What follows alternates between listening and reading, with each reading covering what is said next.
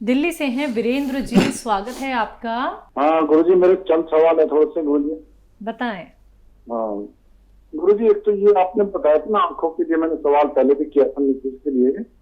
कि आपने बताया था आउट ऑफ सीजन में आप सौंफ उबाल के दे देना, पानी में उबाल के सौंफ और उसमें मोरिंगा मिला के देना है। तो गुरुजी इसमें ऐसा नहीं करते हम, गाजर जैसे गाजर को हम इसमें सौंफ के पानी में उबाल करके उसमें शहद मिला करके और मोरिंगा मिला करके नहीं रख सकते ऐसा? ये सवाल है गुरुजी। ये मतलब एक तरह माजून माजून सा बन जाएगा, ऐसा हम रख सकते हैं गुरुजी? ये सवाल है गुरुजी। और एक गुरुजी आपने पहले बताया था कि एक ये बताया था पताशा, बताया था पताशा, ये बड़ के पत्ते का रस बताया था, ये किस चीज में मैं सुन नहीं पाया था, किस चीज में काम आता है गुरुजी? बताशा और पताशा और ये बड़ के पत्ते का रस बताया था गुरुजी ने पहले। मैं एक दिन पहले सवाल आया तो मैं सुन नहीं पाया था। ठीक है ठीक है जी। एक ये था गुरुजी, बादाम था और खसखस बताया था आपने एक वीडियो में पहले, जो दूध के साथ शहद मिला के, ये कितने काम आता है कि? और एक गुरुजी ये टीवी में मैंने दूरदर्शन पे आता प्रोग्राम, इसमें मैंने सुना था ये जैसे मीठा 3 तरह का होता है, फ्रैक्टोज, ग्लूकोज और सुक्रोज। इसमें कौन सा मीठा अच्छा होता है? मतलब फ्रैक्टोज, सुक्रोज और ग्लूकोज, ये 3 तरह का उन्होंने मीठा बताया था। ये टीवी में प्रोग्राम आता है टोटल हेल्थ, जो ये एम्स का डॉक्टर को आता है, तो उन्होंने ये सवाल उठाया था। संडे को आता है गुरुजी, अच्छा प्रोग्राम आता है, लाइव आता है वो भी, तो मैं वो चीजें देखता हूँ। और गुरुजी एक ये है, जैसे मेरा काम फील्ड का है, मैं मोस्टली बाहर ही रहता हूँ, तो मेरा रंग बिल्कुल ही एक तरह से काला ही है, मतलब काला का सांवला है। तो इसमें आपने पहले जो बताया था एक लोह भस्म और ये ताम्र भस्म, ये जो नुस्खा बताया था आंवले का और ये 3 चीजों का, वो चलाते रहना है उसमें। तो ये एक मोरिंगा का बताया था आपने, तो इसमें कौन सा अच्छा रहेगा गुरुजी? और इसको बनाए कैसे गुरुजी? लोह भस्म कहाँ से लेंगे हम? हमें तो यही नहीं मालूम है। ताम्र भस्म, लोह भस्म जैसे बनाए भी आपने, क्या चलता रहना चाहिए 3 महीने तक, तो इसको हम कैसे बना पाएंगे गुरुजी? और ये मिलेगा कहाँ पर गुरुजी? आप बता रहे चलता रहना चाहिए। एक ये सवाल है गुरुजी। और एक ये है गुरुजी, कलौंजी, क्या प्याज के बीज को कलौंजी बोला जाता है? एक ये है गुरुजी। बस गुरुजी है तो काफी, लेकिन मैं यही रखना चाहूंगा। ठीक है। आंखों के लिए जो सौंफ उबाल कर लेनी होती है, तो सौंफ के अंदर हम गाजर, शहद, मोरिंगा, ऐसे हम माजून बना सकते हैं। हाँ देखिए, इसके लिए यूनानी और आयुर्वेद में इसके जूस को सुखा लिया जाता है। जूस को सुखाने का भी तरीका यह है कि वो या तो उसको जूस निकाल कर हम उसको उबालते हैं और इतना उबालते हैं कि वो सूख जाए, या इसके लिए मशीनें आती हैं सुखाने के लिए, लेकिन वो काफ़ी बड़े प्लांट होते हैं। तो माजून बनाने के लिए किसी चीज़ को पाउडर बनना चाहिए और फिर शहद या चाशनी उसमें डालकर उसे हिफाजत से रखा जा सकता है। तो अगर आप ये कर सकते हैं तो फिर ये ज़रूर हो सकता है, आप किसी भी तरह का नुस्खा बना के रख सकते हैं। हो सकता है कि गाजर का सूखा हुआ रस भी मिलता हो मार्केट में, मुझे मालूमात नहीं है इस बारे में। बहरहाल ये हो सकता है जो आप कह रहे हैं। बड़ के जो पत्ते होते हैं और एक बताशा, किस काम आता है? हाँ देखिए, एक पुराना नुस्खा है जो बताशे तो आप तो जानते हैं, लेकिन अधिकतर लोग नहीं भी जानते होंगे। पहले किसी भी खुशी के मौके पर बताशे बांट दिए जाते थे। तो वो बूरा के बनते हैं और फूले हुए होते हैं, बड़े बड़े छोटे छोटे। तो बड़ के दूध का इस्तेमाल उन बताशों में इसलिए करते हैं कि बताशे ले गए 1-2 और बड़ का पत्ता तोड़ा तो उसमें से थोड़ा सा दूध निकलता है, वो बताशे में ले लेते हैं, तो वो हाथ में नहीं लगता, बताशे में ही रहता है। ऐसे तोड़ तोड़ के 2-4 बूंद भी अगर दूध मिल गया उसका, तो फिर वो बताशा खा लिया जाता है दूध के साथ।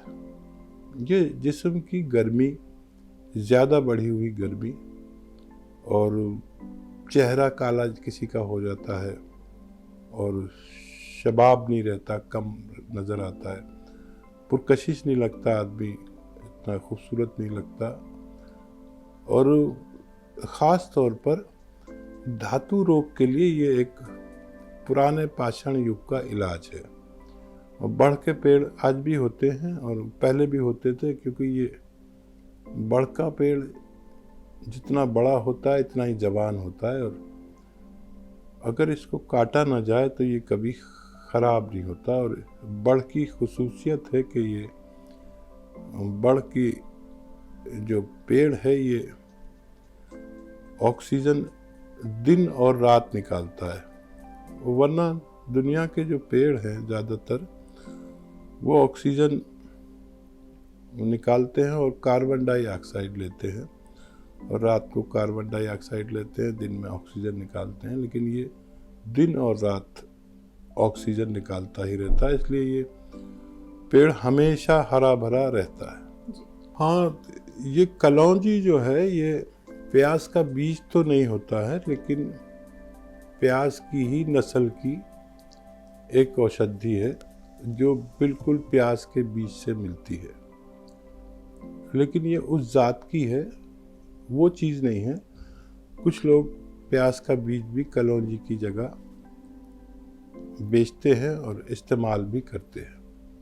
देखिए, खसखस और बादाम और दूध और शहद ये दिमाग के रोग में काम आता है। दिमाग की याददाश्त और दिमाग की कमज़ोरी और हाफजा, यानी क्या कहते हैं हिंदी में, कोई सबक याद नहीं होता ना उसको, मेमोरी के लिए बहुत अच्छा है जी।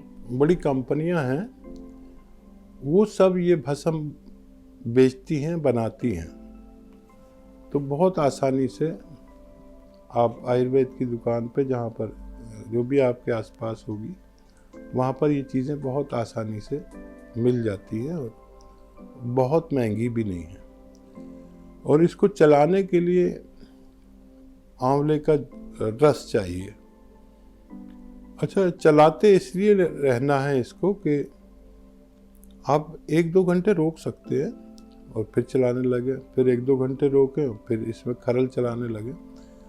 इससे ज़्यादा रोकेंगे तो इस रस के सड़ जाने का अंदेशा होता है। तो वैसे तो आजकल फ्रिज है, फ्रिज में रख सकते हैं, जब नहीं चलाना हो तो फ्रिज में रख दिया और जब चलाना हो तो बाहर निकाल के चलाने लगे। इसको खुश्क होने तक चलाना है और 3 लीटर आंवले के रस और 50 ग्राम से 100 ग्राम तक और लो भस्म, और फिर लास्ट में इसमें डालते हैं लो भस्म में चलाते रहें। और जब ये गाढ़ा होने वाला हो तो इसमें हमें 5 ग्राम तकरीबन तांबरा भस्म, तांबे का भस्म डालकर इसकी गोलियां बनाते हैं।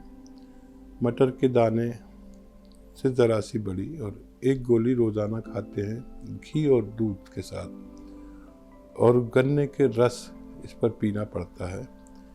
ये शबाब आवर कदीमी नुस्खा है, यानी पुराना बहुत नुस्खा है, जिससे मैं भी बहुत इम्प्रेस हूँ। एक बार मैंने बनाया था, अब तो मुझे फुर्सत नहीं होती। इसमें इस मटेरियल से ज़्यादा मज़दूर लगता है, क्योंकि इसके लिए कोई मज़दूर रखना पड़ता है जो चलाता रहे, और मज़दूर 300-400 रुपये रोज़ लेता है। अगर उसने समझ लीजिए 1 महीने में भी चलाया तो वो, अगर नुस्खा 400 रुपये का हुआ, 500 का हुआ, तो मज़दूर 14,000 का हो जाएगा, और 2 महीने चलाना पड़े तो 28,000 का ही नुस्खा हो जाता है।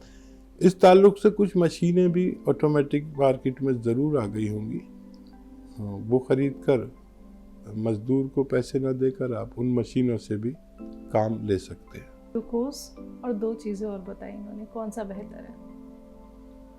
हाँ, देखिए, 2 ग्लूकोज बहुत अच्छे हैं। एक तो हनी, शहद, ये दुनिया का अच्छे किस्म का ग्लूकोज है जो आप इस्तेमाल कर सकते हैं। और फिर जो बनाए हुए ग्लूकोज हैं मार्केट में मिलते हैं, वो कोई चावल से बनाता है तो कोई गेहूं से बनाता है, कोई किसी चीज़ से बनाता है, लेकिन सबसे अच्छा ग्लूकोज शहद है। और ग्लूकोज बनाना कोई मुश्किल नहीं है दरअसल।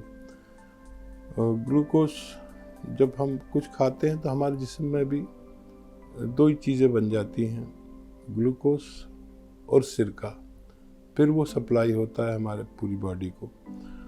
और ग्लूकोज बने बनाए भी मार्केट में मिलते हैं, हर किस्म का ग्लूकोज मार्केट में अवेलेबल है।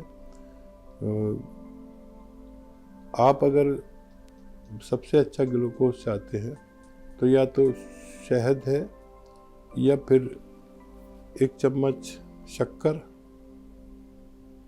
और गुड़ ले लें 10 ग्राम, और 1 चुटकी नमक, ये पानी में मिला दें।